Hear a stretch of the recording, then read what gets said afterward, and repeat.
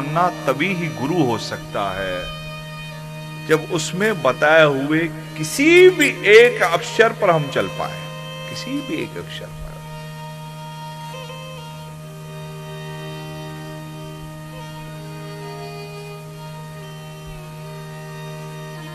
नानक ने,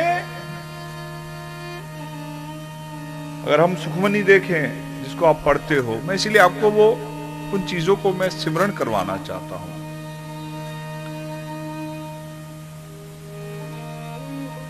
संतों के संबंध में सही भी कहा और संतों के संबंध में गलत भी कहा।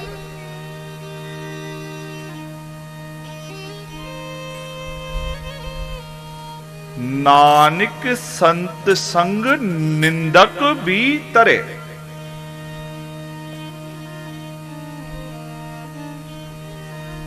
गिरे से गिरा, पापी से पापी, पातक से पातक भी संतों के संग में तर सकता है।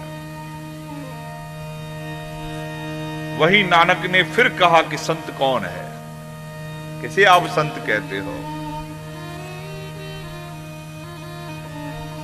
सिमरे औरा नाम सुमारे, सिमरे औरा नाम सिमारे। जो खुद सिमरण करता हो और लोगों ने कुछ ही लिया है। अगर गुरु ग्रंथ साहब को भी अगर देखा जाए तो नानक जी ने तो बहुत, ये वो समय था जब कबीर था। उस समय एक ऐसी भक्तों की धारणा चली, ऐसे संत उस समय, ऐसा युग ऐसा काल आया जिसमें ऐसे ऐसे संत हुए जिन्होंने धर्म के दो फाड़ निकाल कर दिखाए, धर्म का सही स्वरूप खोल कर दिखाया। साहब एक एक चीज को, संतों का क्या संत होते हैं, कैसे संत होने चाहिए, क्या धर्म की परिभाषा है, वो सब उन्होंने खुला कर दिखा दिया। कैसे गुरु ग्रंथ साहब में सब खुला है, सब खोल के रख दिया है। कोई भी, नानक ने कोई वाणी में छिपाया नहीं है, सबको खोला है।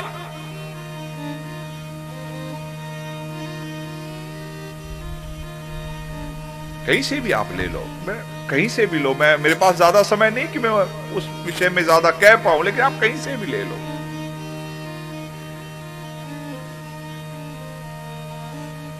गुण गोविंद गायो नहीं जन्म अकारत कीन, कहो नानक बजार मना जे जल को मीन, विकिन से काहे रचो निमग्न होए उदास। एक एक चीज को आप पढ़ो, उसको समझो, उसमें देखो, एक वो व्यवस्था रही है।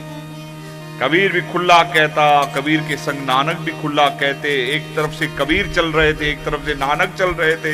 ये वो युग था जहां पर लोगों ने धर्म को भरम लेकर रखा था, वहां पर ये वाणियां आई।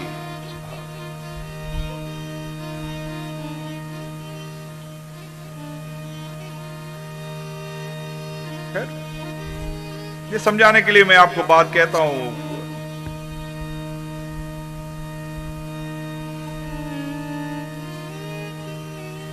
गुरु एक व्यवस्था है।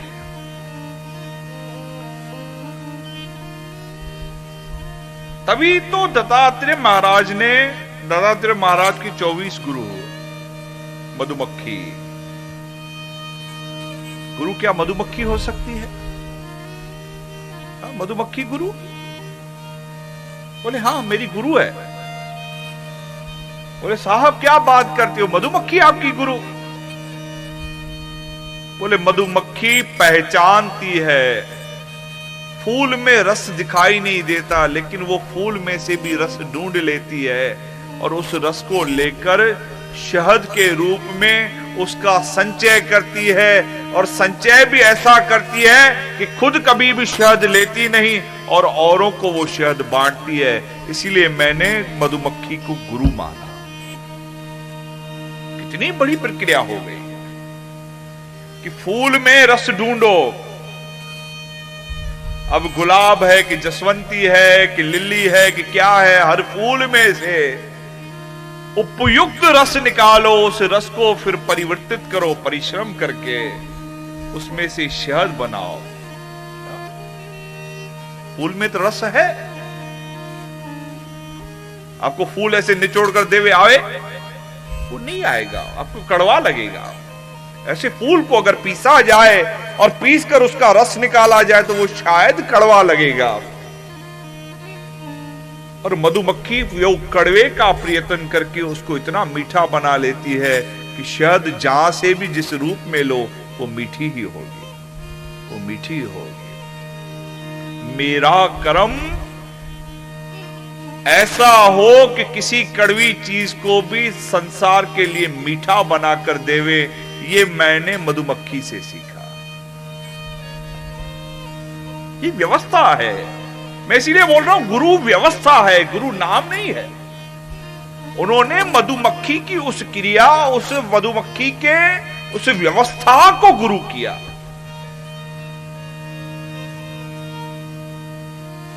किसी की बुराई को भी,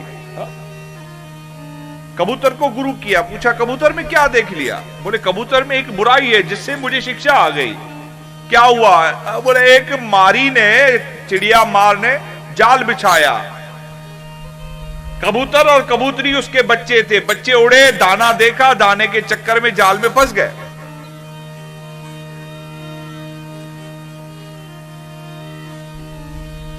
कबूतरी ने सोचा मैं इन्हें छुड़वाऊं, छुड़वाने के लिए आई, छुड़वा नहीं पाई, खुद भी जाल में फंस गई।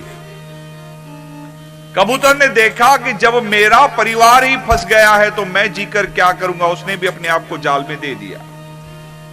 बोले बाबा इसमें से सीखने लायक? बोले प्रयास आपके हाथ में है, लेकिन आप अपना समापन मत करना। किसी और के कारण अपना जीवन दिया नहीं जा सकता, अपने जीवन को बचाकर औरों को बचाया जा सकता है। ये मैंने उससे सीखा। मतलब किसी की बुराई में से भी अच्छाई निकालकर उस व्यवस्था को कहा जाता है गुरु। किसी की गलत बात में से भी वो व्यवस्था निकले जो सही हो। ये तो हकीकत है ना। जो सही कर रहा है वो भी सिखा रहा है कैसे कर, जो गलत कर रहा है वो भी तो सिखा रहा है कैसे मत कर। आपको तो दोनों तरफ से शिक्षा मिल रही है। हम तो कह देते हैं फलानो गलत आहे, गलत आहे, ओके ठीक है माना, लेकिन वो गलती तुझे सिखा कर जा रही है कि तू मत पकड़ना इस राह को।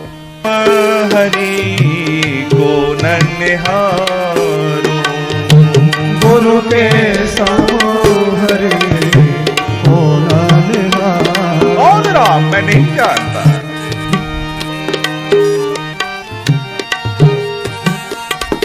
भगत माला में एक बात आई, मैं थोड़े में आपको कहूं कि एक संत ठाकुर जी को झूले में बिठाकर झूल रहे थे। तो एक भेड़ चरावाहे ने वो देखा, उसे कहा बाबा ये क्या कर रहे हो? बोले भगवान को झूला झूला रहा हो। बोले ऐसे भगवान को मजा आता है? बोले आता है। बोले मैं भी झूलाऊं? बोले तू अपना झूला दे, मेरे झूले के पीछे क्यों पड़ा है? बोले ठीक है मैं अपना झूला देखूंगा।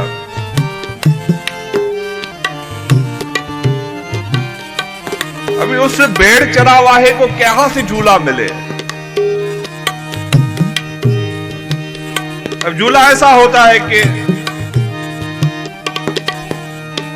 यहां से 2 डंडियां हो नीचे या 4 डंडियां हो नीचे। भेड़ को देखा, बोले इससे बड़ा झूला और कौन मिलेगा? भेड़ को उल्टा किया, टांगों को ऊपर पेड़ में बांध दिया और भगवान की मूर्ति को भेड़ के ऊपर रख दिया।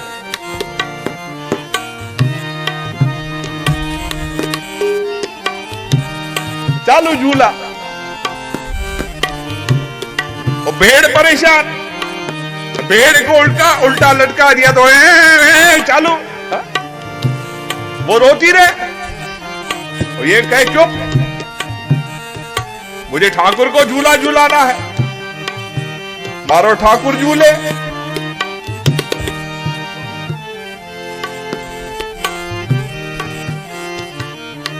भगवान हंस रहे हैं। माँ कहती है बाबा आप हंस रहे हो, बेटे की जान निकल जाएगी, आप तो हंस रहे हो। अरे इसके लिए मत जाओ, कम से कम भेड़ को तो बचाने के लिए जाओ। वो निर्जीव आपका झूला बनकर, उसकी जबान नहीं, वो बेचारी आपका झूला बनकर झूले जा रही है, न लेना न देना। उसको तो छुड़ाओ, वो तब तक छोड़ेगा नहीं जब तक आप जाओगे नहीं। भगवान गए, बोले कौन हो? नारायण। बोले कौन नारायण? बोले बाप का नाम तो मुझे पता नहीं, लेकिन मैं नारायण हूं।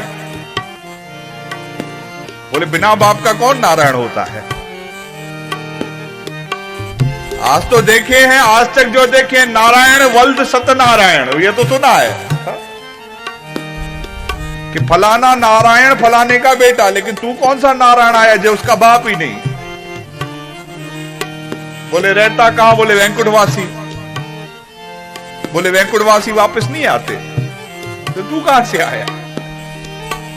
भगवान ने बोला मैं नारायण हूं जिसे तू मान रहा है। बोले मैं नहीं जानता, मैंने देखा ही नहीं आज तक आपको, तो कौन सी पहचान दे रहे हो? मैं नहीं जानता। तब भगवान ने कहा लक्ष्मी को तू ही आ, तूने फंसाया, तू आ, तू समझा, आ तू लड़ ले। अब इसको समझावे कौन कि मैं नारायण हूं? तो लक्ष्मी आई। बोले आप कौन? बोले मैं लक्ष्मी।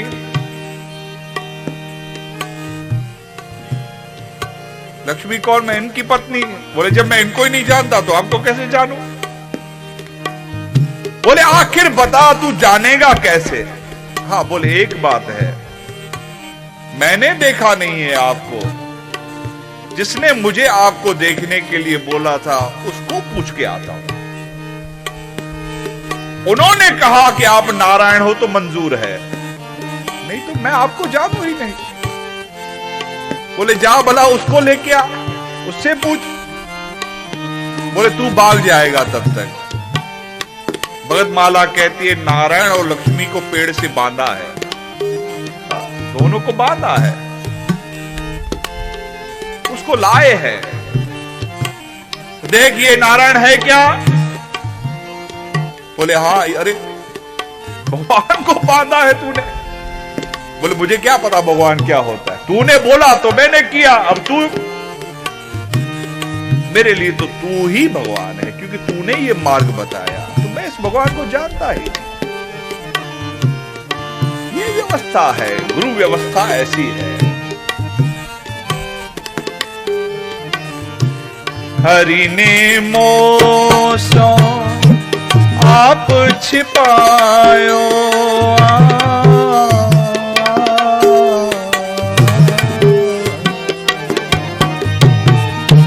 हरि ने मोसो आप छिपायो। तू पैदा करके छुप गया, कहां छिपा? मैं आज तक ढूंढे जा रहा हूं। गुरु ने प्रगट तेज दिखायो, गुरु ने प्रगट तेज दिखायो। राम तजू पद गुरु ना विसारो, राम तजू गुरु ना विसारो। गुरु के सम हरि को न निहारो,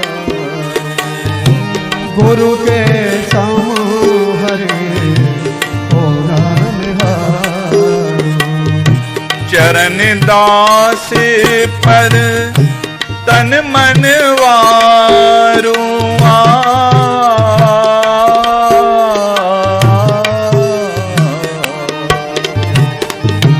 चरण दास पर तन मन वारो।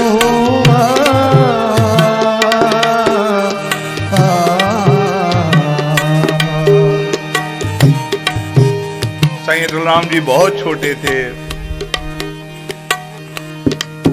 हमारे तीनों संतों का जन्म और तीनों की मृत्यु। अपने आप में एक चमत्कार था, अपने आप में चमत्कार, जन्म भी चमत्कार और मृत्यु भी चमत्कार। मैं कहूंगा जैसे समय मिला मुझे,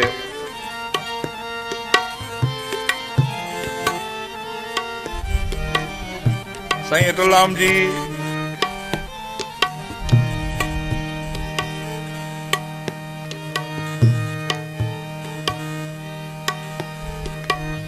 शाम को आपसे प्रसंग कहूंगा ये, लेकिन बचपन से ही मां ने दे दिया। तो छोटे थे, संतों की सभा एक बार बैठी, किसी संत ने ये बात उठाई कि किसी ने भगवान देखा है? तो सभा में सब लोग लाजवाब हो गए, सब लाजवाब हुए। और साईं अटलराम जी की आयु सिर्फ 7 साल थी उस समय, 7 वर्ष के थे। उठ के खड़े हो गए, मैंने देखा है, मैंने। इतने संत चुप और एक बच्चा उठकर कहता है मैंने देखा। हमें दिखाएगा? बोले क्यों नहीं, मैं दिखा सकता हूं। बोले कैसे? जाकर साईं धर्मदास जी के चरणों में बैठ गए, बोले ये मेरे भगवान है, ये मेरे भगवान है।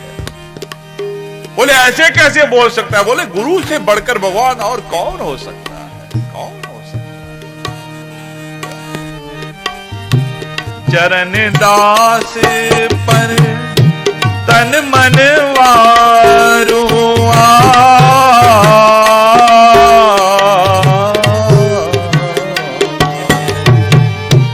चरण दास पर तन मन वारू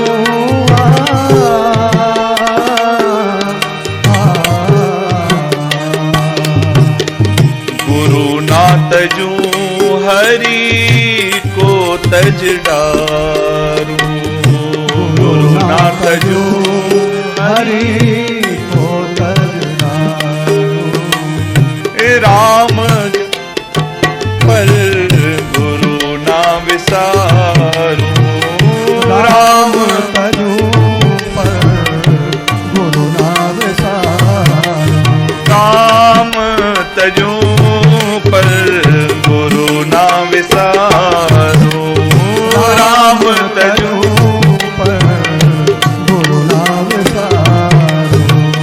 गुरु के सम हरि को न निहारू,